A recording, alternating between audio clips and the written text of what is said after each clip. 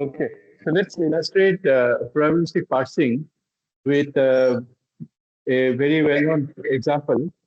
The man saw the boy with a telescope. Okay, this is our popular example, illustrates the ambiguity of structure in the sense that it's not clear who has the telescope. The syntactic tree is different depending on who has the telescope, right? So that we know. Now let's illustrate the probabilistic parsing and the use of probability in scoring the parse space. Okay, using this example. Now, probability in NLP is used for scoring. Okay, if we have multiple options, we use probability to score the options and choose the one which has the best score in terms of probability. So that is the role of probability.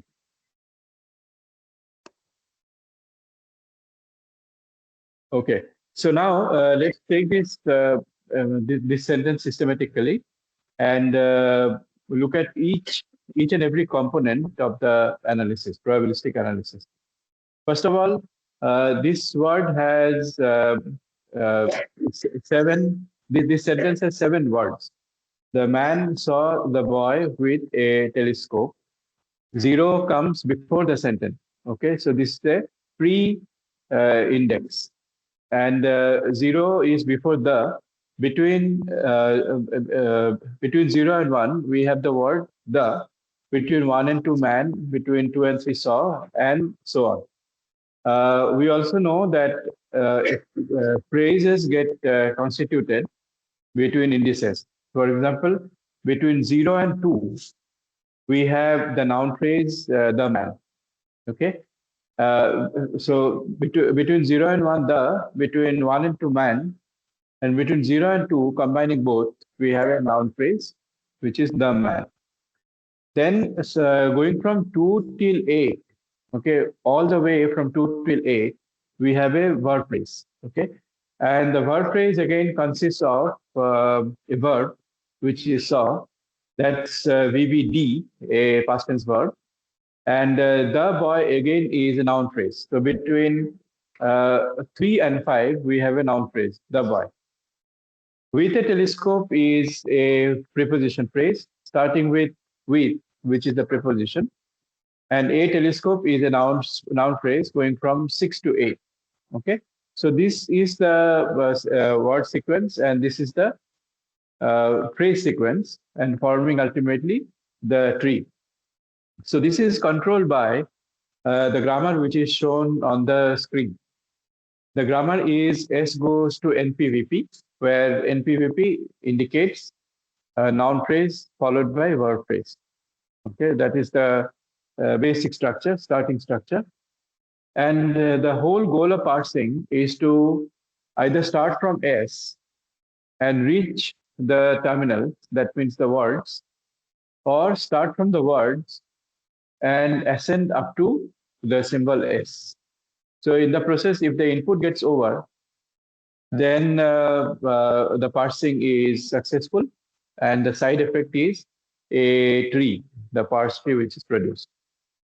Now, NP has the following possibilities. NP can be a determiner and noun together, or NP can be a noun phrase and preposition phrase. We must understand carefully that the source of structural ambiguity or syntactic ambiguity is the presence of multiple production rules. Okay, so the fact that NP can be resolved as DTNN or as NPPP is a source of ambiguity. Similarly, the verb phrase being resolved as VBD or VP followed by NP, which is verb phrase followed by noun phrase, or VPPP, where verb phrase followed by preposition phrase, is again a source of ambiguity. So we know that in this sentence, the ambiguity comes from multiple structures of the verb phrase. Okay, the first noun phrase doesn't have ambiguity. Typically, the ambiguity is seen in the verb phrase in the sentence if it is a declarative sentence. Think of situations where the first noun phrase itself is ambiguous with respect to structure. Okay, So S equal to NPVP, most of the time the ambiguity appears in the verb phrase part, in that segment of the sentence. But is it possible to have ambiguity in the first segment of the sentence, in the noun phrase itself? Think of that. So syntax is captured by these context-free rules. These are called context-free rules because on the left-hand side, you have a single symbol. Also, the grammar doesn't have more than two symbols on the right-hand side anywhere. So such grammar forms are also called Chomsky normal form, C and F, Chomsky normal form. And it is possible to show that any context-free grammar is reducible to Chomsky normal form. It is possible to reduce any grammar. You can always find an equivalent grammar which has no more than two symbols on the right-hand side. All these we must also also remember is the starting point for the whole science and engineering of programming languages compilers. Everything started from this representation. And then on the lexicon, we have these rules. DT goes to the and DT goes to A. Okay, determiner can be the or A. NN can be man or boy or telescope. VBD is only one, saw, and P is with. Okay, so this is the lexicon because the actual words are listed there along with their essentially part of speech. Though they are written in the form of context-free grammar rules, they are essentially parts of speech. Okay, so now this is the grammar. This is the language phenomenon which is captured by the symbols and the rules. Now we create the PCFG out of it, probabilistic context-free grammar. So here we associate probabilities. S goes to NPVP is 1.0. So this clearly says that we are interested only in declarative sentences. And in a language, you have other kinds of sentences. For example, imperatives, go bring the book, or questions, do you play cricket? Okay. So those phenomena are not captured by these grammar. So S goes to NPVP, probability is 1.0. NP goes to DT and NP goes to NPPP. The probability mass is distributed equally, 0.5, 0.5. We are saying that in the corpus, the noun phrase consists of determiner and noun, single noun, 50% of the time. And 50% of the time, it is noun phrase followed by a preposition phrase. VP going to VBD is 0.2, VP going to VPNP is 0.5, and VP going to VPPP is 0.3. 30% of the time, you will see verb phrases, which are verb phrases followed by preposition phrases. Okay. Okay. So runs in Nike shoes, for example. So that would be VPPP. So 30% of the time, the verb phrases are resolved as VPPP. The probability mass is mainly concentrated in VPNP, verb phrase followed by noun phrase. And PP goes to P, and P is the probability is 1.0. Okay, so there is no way, no second way of forming preposition phrases. These are always preposition and noun phrase. What about the lexicon probabilities? These are nothing but part of speech tag probabilities. Okay, the lexicon probabilities which you have seen in part of speech tag assignment. DT going to the is 0.5, DT going to A is 0.5. So that means we have 50% of the determiners as the, 50% as A. One might ask, what happened to an? We know A, an, and the three determiner. An is not represented here. So we are leaving out a large class of sentences or a large part of the language phenomena. So we are assuming that the determiners are always followed by words which start with consonant. Then NN going to man, NN going to boy, NN going to telescope. The probability mass is equally divided, 1/3, 1/3, 1/3. VBD going to saw is 1.0. This is the only verb possible. And preposition goes to with, which is 1.0. This is artificial. We know there are many prepositions. in, by, with, to, okay, under, above, over, all these are prepositions. So we have taken the context-free grammar. This is the starting point, and we have associated probability values with the rules. So this is how we have set up the stage for probabilistic parsing. Now, how do we get these probability values? We have to get it from the corpus, which is annotated by parse trees. And creating a parse annotated corpus takes long time, lot of money, lot of manpower, and a lot of expertise. The most famous annotated data for parse tree was tree bank, which came for English. And then dependency tree bank also came. This is the constituency parse tree corpus is called pen tree bank. And the dependency parse tree bank is called Prague tree bank, where dependency is marked. So those resources we'll have to look at as we move forward because everything is so machine learning driven. So these probability values come for tagged annotated corpus. Now, what do we do with this? How do we proceed? So first, this diagram shows the result of running CYK parser. Okay, so CYK parser tells me that the is a determiner. This is in the cell 0, 1.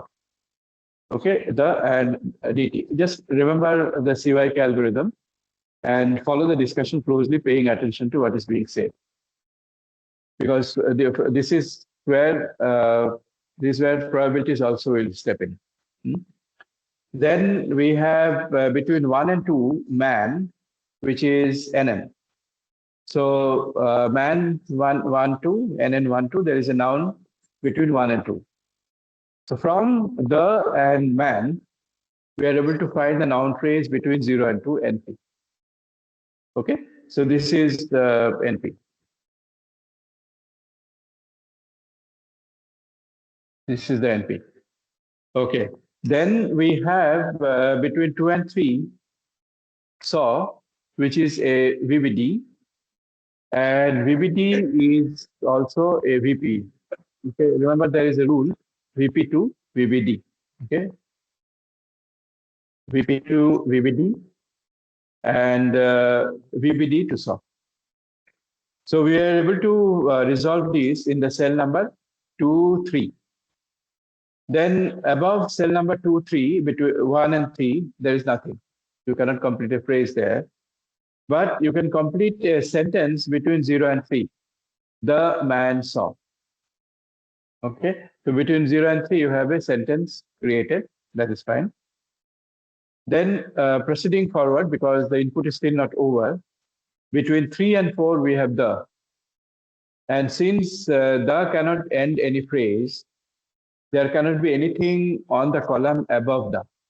You cannot have any symbol or any phrase created above the, because nothing can end, no phrase can end with the.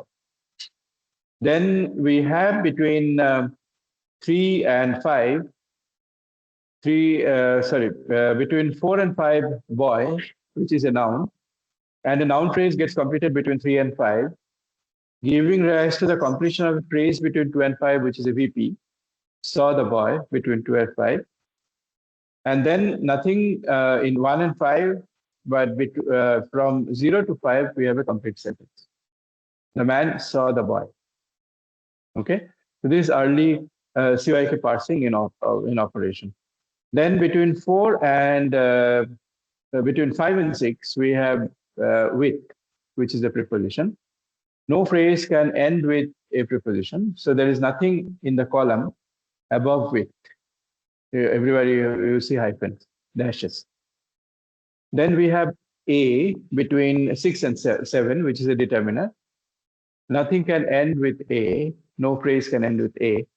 And therefore, there is nothing in the column above A. Everything is filled with dashes. Then we have a series of completions on the column above the last cell. In the last cell, we have telescope, which is NN. And then between 6 and 7, 6 and 8, we have the noun phrase, a telescope. Then observing with, from 5 to 8, we have a preposition phrase with a telescope. Then between 4 and 8, we have nothing. Between 4 and 8, we have nothing. Okay. However, from 3 to 8, we have a noun phrase, the boy with a telescope. Okay. So here, this is asserting that the boy has the telescope. Okay. 3 to 5, 3 to 8. Then above that, we are able to complete a verb phrase between 2 and 8. Saw the boy with a telescope. That's a verb phrase. And then above that, nothing. Then finally, between 0 and 8, we have completed a sentence, which is S08. Then the parsing stops because the input is also over, and we have found the S symbol. Now, this whole matrix or the table is full of information. It shows the embedded sentences. The man saw is an embedded sentence. The man saw the boy is an embedded sentence. Within the long sentence, we have short sentences. And the whole sentence is the man saw the boy with a telescope. So this CYK algorithm is running the show here. And CYK, yeah.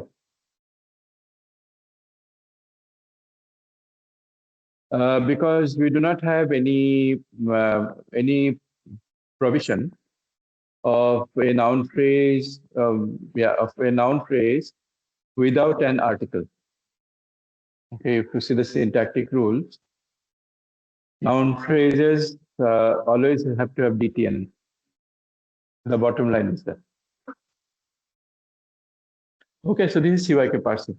And you would remember that I have said it is remarkable that this one algorithm has stood the test of time or stood the test of paradigm shift. Rule-based parsing, CYK algorithm. Probabilistic parsing, which I'll show you just now, again CYK algorithm. Neural parsing, which most probably I'll show in this course or next course definitely, CS772 definitely, again CYK algorithm. Okay, one algorithm running through all the 3 generations of NLP. So it is instructive for you to think why this algorithm has stayed. It has stood the test of time. Yeah.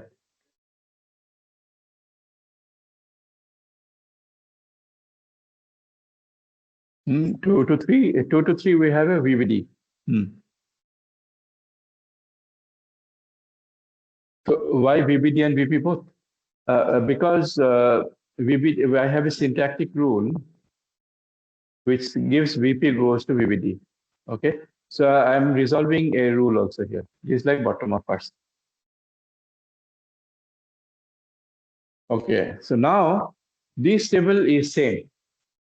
Okay, except that at every cell we are recording the probability values. Okay, so let's look at some of the probability values which are obvious. So look at 0, 1. Here, the word that is found is the, and it becomes DT with probability 0.5. So that 0.5 is recorded there.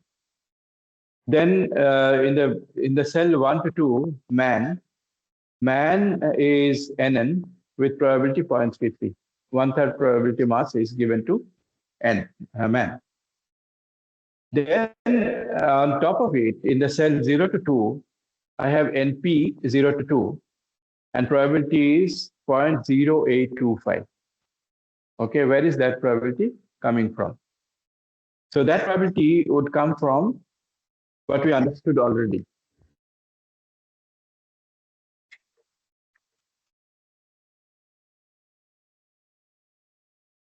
NP is between 0 and 2. NP goes to DT, NN. This goes to this goes to man. The NN probability mass is distributed between man, telescope, and boy. So this is 0.33. This rule application is 0.33. DT 0.5. DT can go only to the and A, 0.5. NP going to DT NN, that probability value is 0. Was it 5? 0 0.5? 0 0.5. Okay. So now, if you take the product of these probabilities, 0.5 into 0.33 into 0.5, then the value will be 0.0825. Is it coming out to be that? Yeah. No, NP to the man. NP. So what is this probability? The probability that a noun phrase dominates the segment from 0 to 2. The probability that a noun phrase yields the two words the man. Okay? The probability that the man is indeed a noun phrase. That is it. This will sound a bit strange to you, no? Linguistically, what does it mean? We know that the man is a noun phrase. What is the meaning of this probability? Why is it not one? Whereas the rest of the probability has gone.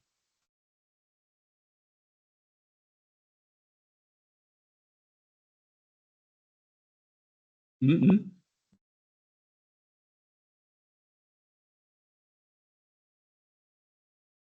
Achha. Subject to a corpus, okay. So you're saying that linguistically it can be anything. Corpus is telling me that this is the probability, right? So it also means if I take all the noun phrases in the data, okay, then the proportion of the man as a noun phrase is 0.825.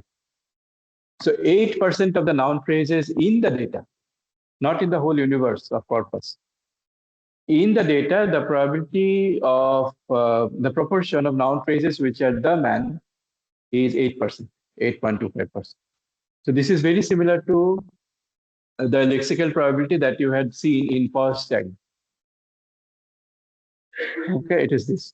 So you know, if you reflect on this interaction of language and probability, many very exciting things emerge. Okay, one interpretation is that in the data we have 8.25% of the noun phrases as the man. And if we believe the law of large numbers, if the corpus is sufficiently big, then we would be tempted to say, which is subject to hypothesis testing, that in the universe of languages, all noun phrases exist. Out of them, 8.25% are the man, which is subject to verification. Okay, you'll have to take corpus after corpus and check that. The other thing is that the probability of the man being a noun phrase is 0.825. That's a different question. The probability of the man, so there you have some interesting thought that man need not be a noun, it could be a verb also.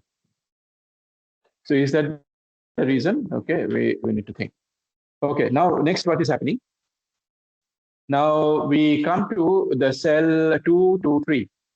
There we see VBT, VP, and the probability of 0.2. How is it so? So VBD goes to SAW.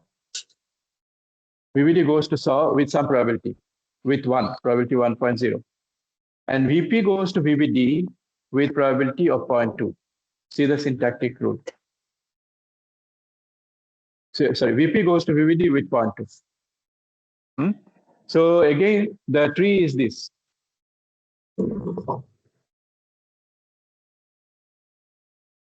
VP is between 2 and 3.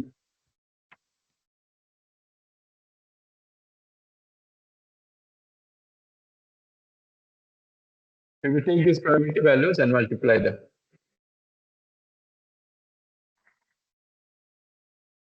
0.2 and 1.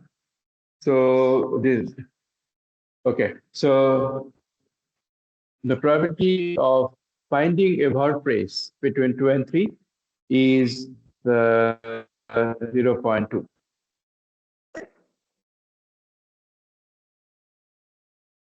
Yeah. Hmm? Yes, yes.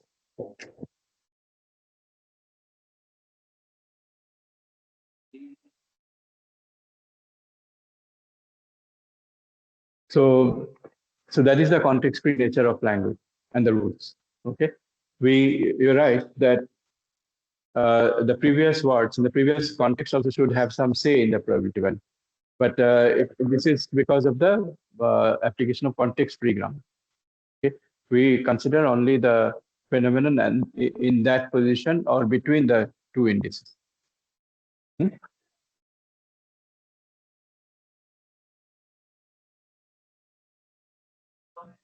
Hmm.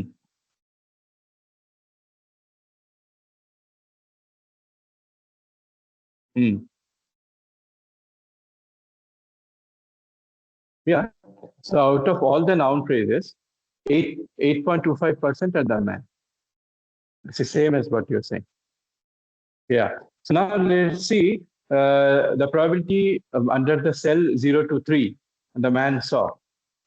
So here we are finding the probability to be um, uh, 0.0165. 0.0165. How do I get it? 1.0 into zero point 0.8 into zero point 0.2. Hmm? So I have to draw the and check that this is the case.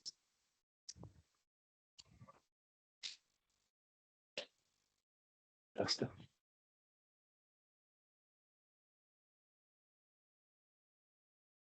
There is the duster.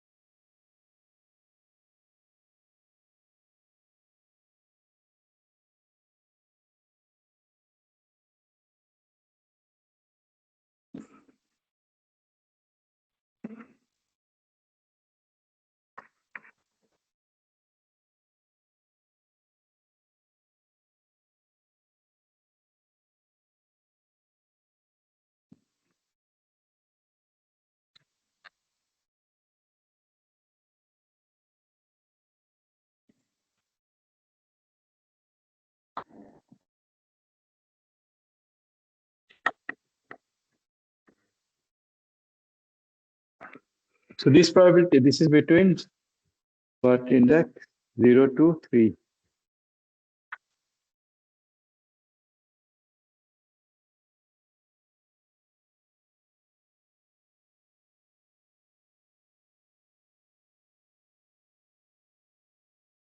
How much was this probability? 0.0825.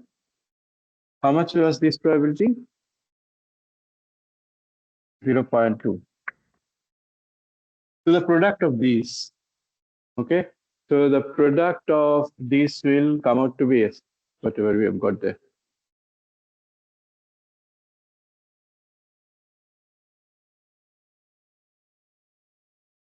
Okay, so you can see that the probability computation also can be built up, okay, gradually aggregated, and we get the probability value by percolating the probability values upward. Okay, so for these three, I need not compute the probability value ab initio, taking all the initial rule probabilities and taking the product. I've already computed NP probability, VP probability. Okay, so then we proceed this way. Okay, we proceed this way.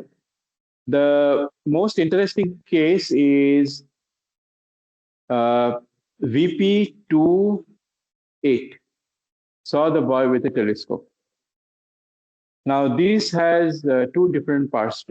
Saw the boy with a telescope has two different parts. What are those? Saw the boy with a telescope can have these two structures. Saw the boy and with a telescope. Here I have the telescope, or the man has the telescope, or this structure. Saw, only saw under VP. And the NP is a big NP, the boy with a telescope. Two structures are possible. Okay.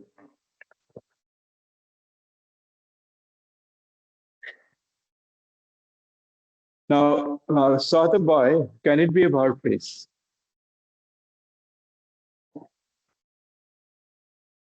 Can be, because VP can be VP NP and VP can be VBD. So we can have VP as VBD NP. So saw the boy is a legal verb phrase structure. And can we have only saw and the boy with the telescope as a verb phrase? Which rule will allow this? Yes. We have VP going to VBD and NP going to NPPP, the boy with a telescope. So two structures are possible. So how do we deal with this? We deal with this in the following way. I hope you can read this. Is it readable from the back? All the table cell contents are readable? Readable? Okay. Okay. So if we look at the cell 228, this is the segment we are interested in. So between 2 to 8, I have two structures. VP from 2 to 5, saw the boy. The man has the telescope. And PP from 5 to 8. Or VP between 2 and 3, saw. And then NP from 3 to 5, the boy with a telescope. These two structures are possible. Okay. So therefore, I'll have two different probability values here. I'll have 0.3 into 0.0285 into 0.0825, or I'll have 0.5 into 0.2 into 0.04125, okay, depending on the structures. And these probability values have been already pre-computed from the structures below in the cell. Okay, so this cell, this particular cell, gets its probability values from the cells which are to the left or to the or in the cells which are below. Because it has two possible structures, there are two probability values. And you can very easily see it by drawing two different trees which are here. Okay, so in this case, I'll have to get the probability of saw the boy being a verb phrase. With a telescope probability, I'll get from PP. And I have the VP going to VP PP rule, that probability. I'll have to multiply these probability values, get the probability. Or I'll have to take this structure, VP going to VP and NP, not VP PP. And VP going to saw, that probability. And NP going to the boy with a telescope, that probability. And multiply all the probability values. Okay, we'll get two different probability values. Any question? The two probability values are because of two different structures.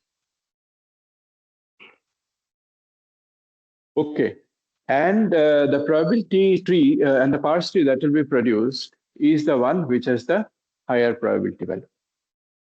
Now let us see which has the higher probability value. So first parse tree is the man has the telescope. The man saw the boy with a telescope. Here the man has the telescope.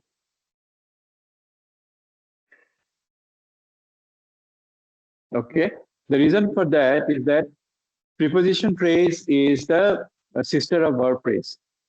Verb phrase and preposition phrase are at the same level. So preposition phrase is a modifier for the verb phrase. What is the verb phrase here? Saw the boy.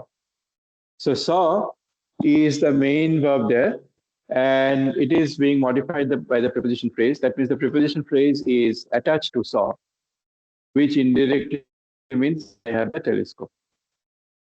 Okay, so now the probability of these three is you carry out a depth first search.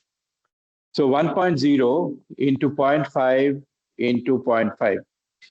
So 1.0 into 0.5 into 0.5. So there is the first line, 1.0 into 0.5 into 0.5 into 0.33. Into 0.33 is coming from here. Okay. So that completes the first subtree. And then we have 0.3 into 0.5 into 0.2 into 1. So this is this part, 0.3, 0.5, 0.2, and 1. This part. Then the next part is 0.5 into 0.5, which is NP and DT. Then we have multiplication by 0.33, which is NN going to boy. Okay. Then I have the part PP and P, which is 1.0 into 1.0. This 1.0 into this 1.0. Okay. And then I have 0.5 and 0.5, which is NP going to NN and NN going to telescope. And then NN going to telescope is 0.3. So the probability value is coming out to be 1.7 into 10 to the power minus 5. Okay. So the probability of the man having the telescope is 1.7 into 10 to the power minus 3. One question you might ask is, why is the probability so low? Okay, 1.7 into 10 to the power minus 3. Does the man really hold the telescope or not? The probability value is so low. Well, the data is telling me that. I cannot say anything. This is what the data is telling. What about the other parse tree? The other parse tree has the boy holding the telescope. Look at this structure here. Here is the telescope. And I have a complete subtree, which is an NP. That is the boy with the telescope. This whole thing is encapsulated in one NP. So this telescope is now attached with the boy. The boy is holding the telescope. What is the probability here? Again, take the first traversal of the tree, accumulating the probabilities, multiplying them. And the probability is coming out to be 2.8 into 10 to the power minus 5. 1.7 into 10 to the power minus 5 and 2.8 into 10 to the power minus 5. Okay, so this parse tree has the higher probability value. Therefore, this is the tree which will be output by the parser. Just like you had the highest probability pause-tag sequence as the result in your HMM-based implementation. So now the data is telling me that the boy has a telescope. Now, if I have a question answering system, and in that question answering system, I'm asking, tell me from this sentence who has a telescope. In absence of probability, this is, mark this carefully. Pre-probability era, you could not answer this question. Who has the telescope? I don't know. I don't know. I can have, the man can have the telescope, the boy can have the telescope, both are possible. I have no way of deciding who has the telescope. Probability era, independent of semantics or anything, pragmatics, anything, purely by the strength of data, I am able to answer this question. And the question is the answer is in the following form. You will not say the boy has the telescope. The boy most probably has the telescope. Your answer also will be involving probability.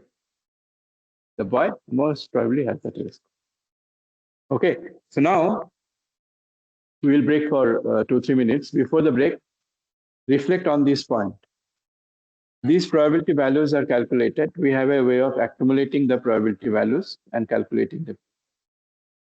Ultimately, we have to output that parse tree whose probability value is maximum. Is it possible that something like Viterbi algorithm will be applicable here? That means subtrees which have no chance of winning in the end will be deleted from consideration, just like in pause-tag sequence, pause-tag computation.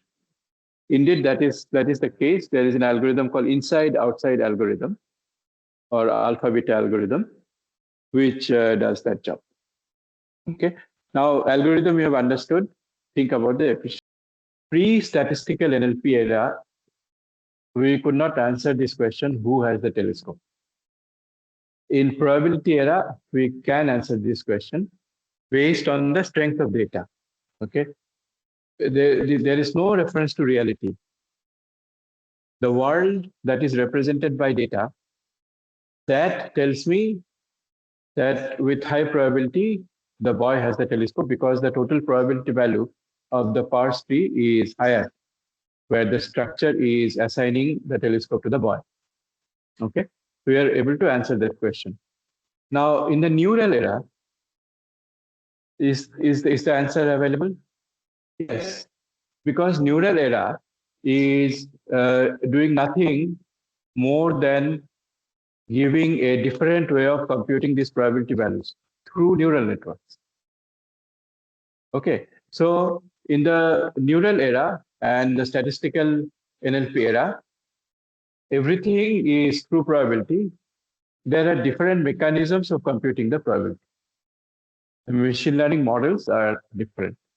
So we would like to have two broad categories, first of all, rule-driven NLP and data-driven NLP. Rule-driven NLP, CYK algorithm without probability is an example of rule-driven NLP. CYK algorithm with probability values is an example of data-driven NLP. In the neural NLP, the CYK algorithm is implicit, okay, through the architecture of the neural network and the layering of the neural network, which is looking like a tree there. These are called recursive neural network, recursive recurrent neural network, okay, which do the parsing. Okay, so let's proceed now. And you have probably understood that there is a reason for using dynamic programming. So let's go to the efficiency issue immediately. Efficiency consideration. So in efficiency consideration, we note that there is an interesting number called Catalan number. Okay, so the Catalan number is expressed by this expression: Cn equal to 1 by n plus 1, 2n choose n, which can be written as product pi k equal to 2 to n, k by n plus k, n greater than or equal to 0. Now, this is exponential in n. How is n used in our setting? It can be shown that the number of full binary trees with n plus 1 leaves, or equivalently with a total of n internal nodes, is a Catalan number. Okay, so the number of trees, full binary trees, which you can impose on a sequence of n elements is a Catalan number, Cn. Okay, so binary. So what is binary tree got to do with parsing? So there was a question from the class. There are different ways of drawing the parse tree. Should I have 3 children or 4 or just 2? So a standardization was done. This is known as X bar theory, X bar grammar, where in X bar grammar, any node can have at most 2 children, not more than 2 children. Okay, this is also the case for CNF grammar, Chomsky normal programmer, where any node can have at most 2 children. Okay, so definitely there are binary trees which are erected, okay, which are raised on the sequence of words. And the total number of possible trees is the Catalan number. So in reality, do you really have Catalan number of trees? Okay, so you see the structures can be very deceptive. Okay? You might think that, well, these sentences only 2 meaning. Okay, realistically speaking, semantics wise, pragmatics wise, but computationally you can have large number of trees which will be ruled out by semantics and pragmatics. But semantics and pragmatics come above syntax, after the structural processing. So when we are doing structure computation, that is drawing the syntax trees, in the worst case, it is possible to have exponential complexity unless we delete subtrees which have no promise of appearing in the final parse tree, just like in the part-to-speech tagging sequence. So it is the Catalan number which is at the root of uh, worrying about efficiency. After all, if we had only 2, 3 parse trees, why worry about efficiency? Yeah. What is that? Why do we need Catalan number? Need? No, no. No question of need. We are just saying that the number of binary trees given an n sequence element is exponential. Okay, and how exponential? Equal to Catalan number. That is the point. Okay. So now let us see the illustration of the inside-outside algorithm. So let's just illustrate the algorithm first. Okay. So we want to fill the probability values in this table with the complication that cell number 228, cell number second row, 8 column, has complication. There are 2 probability values there because there are 2 possible structures. So this is how the algorithm is going. The is reduced to dt.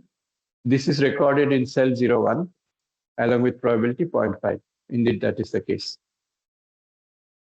Similarly, for man, nn along with the probability of 0.33 is recorded in cell number 1, 2. Yeah.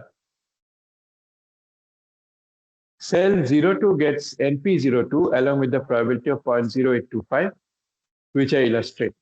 Okay, there are 3 probability values which are multiplied, and we get a value of 0.0825 in cell 02. This process continues normally until we come to cell number 28. VP28 has 2 parse trees, one through VP, VP going to VPPP with probability 0.0002, and the other through VP going to VPNP with probability 0.00034. Okay. Here we choose the parse tree through VPNP, which has the higher probability. Okay, VPNP, which has the higher probability. This is 0.00034. The other one was 0.0002. So you see, the man having the telescope has been ruled out at this stage itself. If the man had the telescope, we will have to take the tree VP going to VPPP. Okay, because the PP is attached to SAW. So 0.00034 will give me a structure where the boy has the telescope. Here we choose the parse tree through VPNP, which has the higher probability. This is exactly like the Viterbi algorithm. The process terminates with the parse tree rooted at S having probability value of 0.000028, PP attached to NP, indicating the boy has the telescope. This is the algorithm. Okay. Now let me bring some formalization here. This is known as the inside-outside algorithm. So let's bring in some formalism. There are 3 probability expressions. They are called alpha, beta, and delta probabilities. Beta is the most useful. So let me look at beta. Beta JPQ.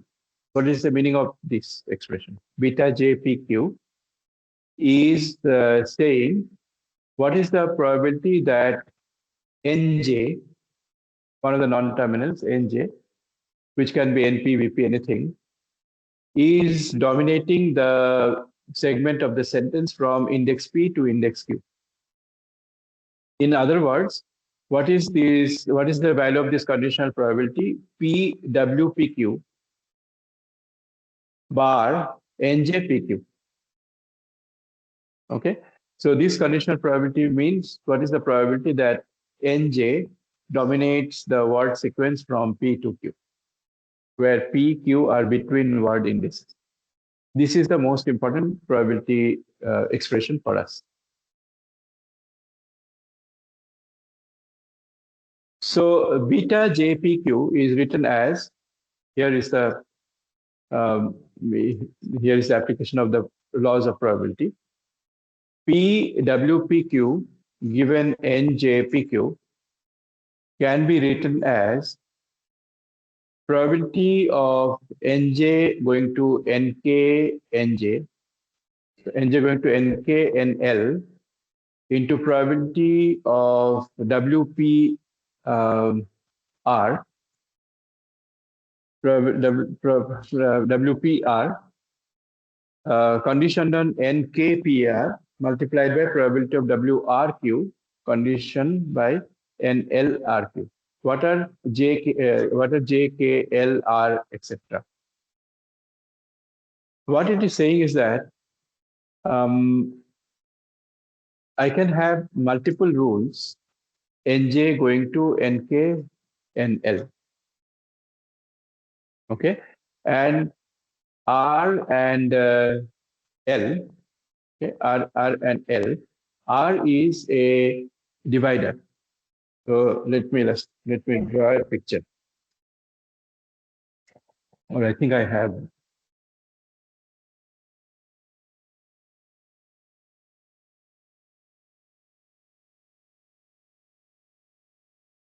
Yeah, this picture. So you see, we have the indices P and Q.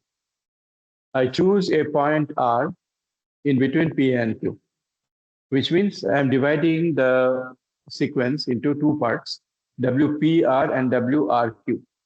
So WPQ is divided into two segments, WPR and WRQ. Remember that all these PQR are between word indices. Okay, that's very important to remember because some of the textbooks and papers have on word indices. I personally find between word indices are very easy to deal with. So the picture shows that NJ creates its domination on the segment P to Q through its two assistants NK and NL, where NK dominates P to R and NL dominates R to Q. Okay, so this is the way this is constructed. Now, what will be an example? VP goes to VP PP, where NJ is VP and NK is VP and NL is PP prepositions. Or VP goes to VP NP simply. All these are different possibilities. In that case, R will be different. Okay, if the boy has a telescope, then VP is only a single word, saw. And the boy with the telescope is a big noun phrase. If the man has a telescope, saw the boy is one NP. Here R moves towards Q, Otherwise, R is just one word for one word saw. So then this is the structure. So, okay, so I think it is clear to you that NJ can be divided this way through NK, NL and segmented this way on the sequence. So beta J, K plus 1 is the end of the recursion. Okay, this is the terminal condition for beta J. Otherwise, beta J is a recursive expression. Look at this. Beta JPQ is probability of WPQ dominated by NJPQ, which is now where is the summation coming from? Okay.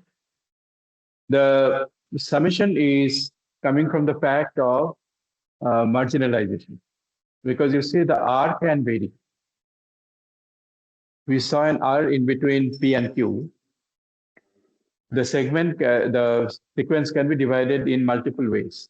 So if we can divide in multiple ways, then beta JPQ is summation of probability of NJ going to NKNL, probability of WPR being dominated by NK, probability of WRQ dominated by NL, and that will be equal to summation of probability of Nj going to NKNL into beta. This is the recursive expression, beta KPR and beta LRJ. So we have to note the variables which are being used. Beta JPQ means what is the probability that the non-terminal Nj dominates the region P2Q. Okay, so all it is saying is that the beta probability is defined this way. The beta probability is the summation of the probabilities of domination of Nj being expanded in all the possible ways. Okay, take all the rule applications of Nj going to whatever, and then sum those probabilities after taking their product. Okay, so what will happen for beta here?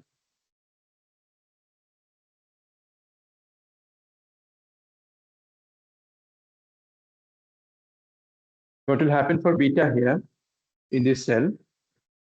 This beta will have to be obtained by summation of both the power space, probabilities of both power space, which is rooted at BP. Okay, and this beta probability is used for the inside outside algorithm. Now, we have always said that produce the highest probability power space as the answer. Who is ensuring that? That is ensured by the delta probability. So delta probability says delta JPQ is the max of probability of Ni going to Nj Nk recursively, delta JPR, delta K,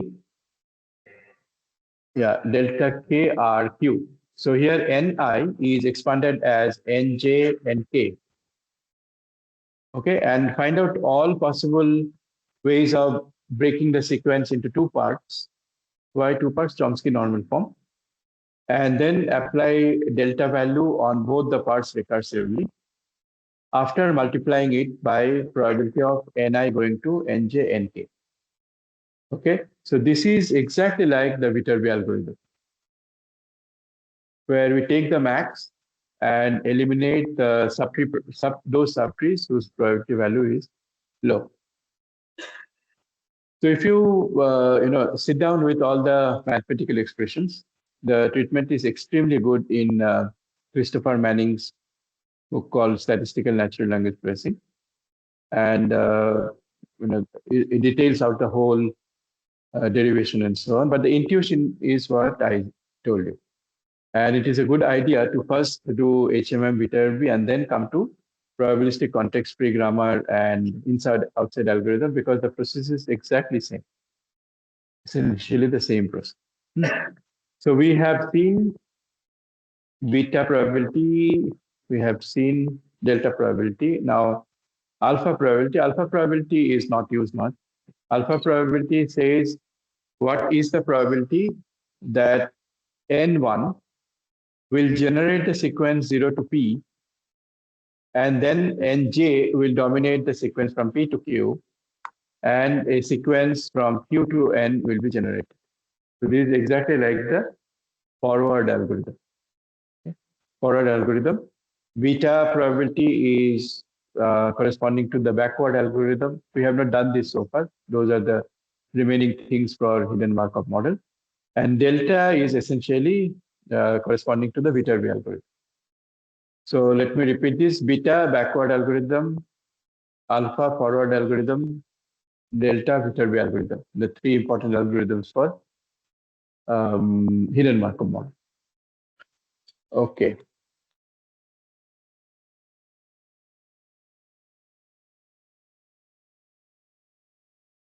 Now, probabilistic parsing gave rise to a number of very important parsers, which have been published, extensively cited.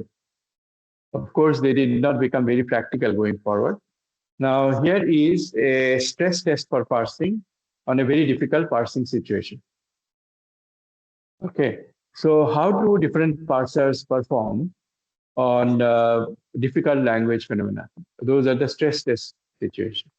Let's take buffalo, buffaloes, buffalo, buffaloes, buffalo, buffalo, buffalo, buffalo.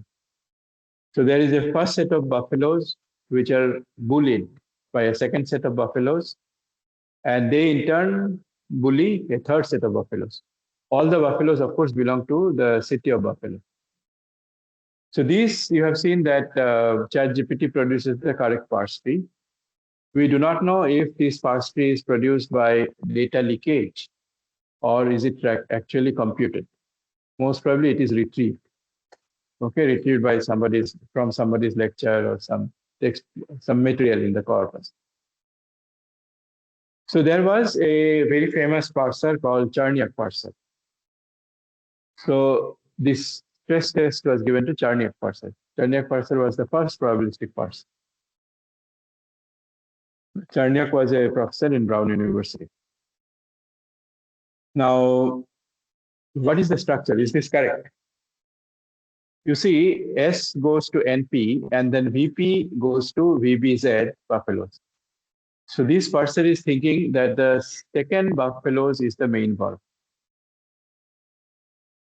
So first buffalo is the noun phrase, and buffaloes, second buffaloes begins a verb phrase, which is wrong. Why is it wrong? Because the structure which is coming after that is buffalo, buffaloes, and then buffalo, buffalo, buffalo, buffalo. All these buffaloes are coming up. So this is a wrong structure. There is no way the second word can be the main verb of the sentence. Which is the main verb of the sentence? 1, 2, 3, 4, 5, 6. Sixth one. Sixth one is the main verb. So let's see the next parser, which is called Collins parser, again due to a researcher called Michael Collins. What is this doing? It is saying that first three buffaloes form a noun phrase. Buffalo, buffaloes, buffalo. I don't see how it is a noun phrase. What it is saying is that NNP, NNS. So first buffalo is the place buffalo. And then buffalo, buffaloes, that is correct. Buffaloes from buffalo. And then again another NNP, which is a proper noun. Okay, so this noun phrase structure is suspect. And also if we apply the sibling rule, in this, which is the head? Buffalo, buffaloes, buffalo. Which is the head here? So this structure is wrong. Then it is saying that the fourth buffaloes is the main verb. This is incorrect. Okay, so your first test should be to see if the heads are correctly identified. Then a parser which is still in use and very popular is Stanford parser. Let's see what it is doing. This is also wrong because it is starting the verb phrase from second buffalo, and second buffaloes becomes the main verb. This is wrong. Buffalo, buffaloes. Now S bar. What is S bar? S bar structure is introduced to capture sentences within sentences. So buffalo, buffaloes, and then a large noun phrase, which is buffalo, buffalo, buffalo, buffaloes. How is this a noun phrase? The four words are forming a noun phrase. This is a wrong structure. Then next, another parser. This had a very interesting name. Robust, accurate statistical parser. RAS. Okay, showed a lot of comparatively high accuracy compared to its competitors. So here you see everything is put in the same level. Okay, so it is saying that this whole thing is a noun phrase. The whole thing is a noun phrase. Buffalo, buffaloes, buffalo, buffaloes, buffalo, buffalo, buffalo, buffaloes. This whole thing is a noun phrase. So this is also wrong. Yeah, so the correct structure, the correct structure is this. Buffalo, buffaloes, buffalo, buffaloes, buffalo is the noun phrase. Buffalo, buffalo. The red word is the main verb. This is the correct structure. So none of the statistical parsers could do this.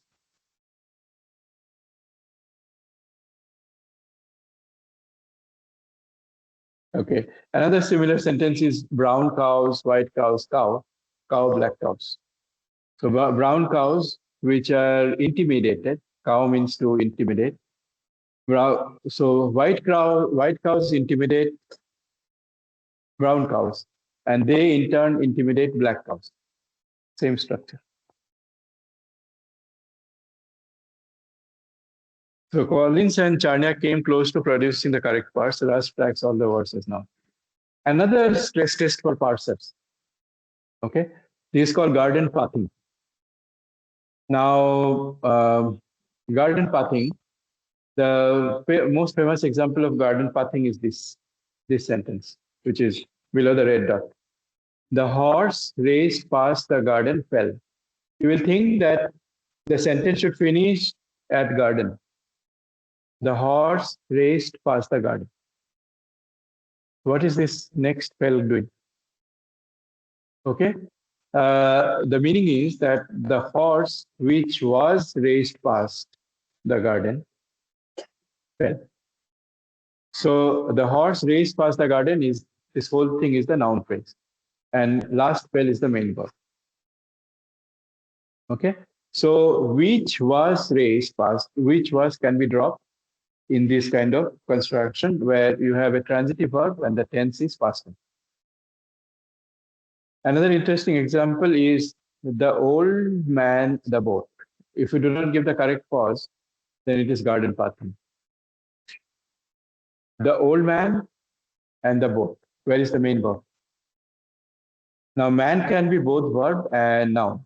So, man means to maneuver, to lead, to drive. So, this means that the old man mans the boat. Okay, the old. You know the adjectives can act as nouns also. The old means the old people. Man the boat means maneuver the boat. So you think that the sentence should have been, the phrase should have been over at the old man. But then the boat comes, and then you have to revise your hypothesis that man is the noun, man is actually a verb. Okay, so think of more such sentences where you have garden pathing. In particular, think whether Indian languages can have this garden pathing phenomenon. Because Indian languages do not have this problem of almost all nouns acting as verbs. Hmm? So think of this. In your mother tongue, do you see garden pathing? So just one more time. The horse raced past the garden, fell, garden pathing. The old man, the boat, is another garden pathing. I'm wondering this sentence, these three words, आओ, mat, jao, is this also garden pathing? आओ, mat, jao, don't come, go. Or आओ, come, mat jao, don't go. Is that also garden pathing? I don't know. Okay, so this your midsem syllabus is up to this. Probabilistic parsing, its algorithms, alpha, beta, delta, garden pathing, this buffalo sentence, all these things. Okay, and you are allowed to bring one cheat sheet. You can write anything in that, and just keep your wits about you, and let your basics be very strong, and there will not be any problem. The pattern will be same as the quiz, except that there will be two subjective questions. So you'll have to work out two subjective questions and 8 questions, which are multiple choice questions. That is the pattern. The timing, I think, is 2 hours. 2 hours. Was that? Yeah, the marking. So MCQs are some n and -1. There is no negative marking on the subjective questions. Okay.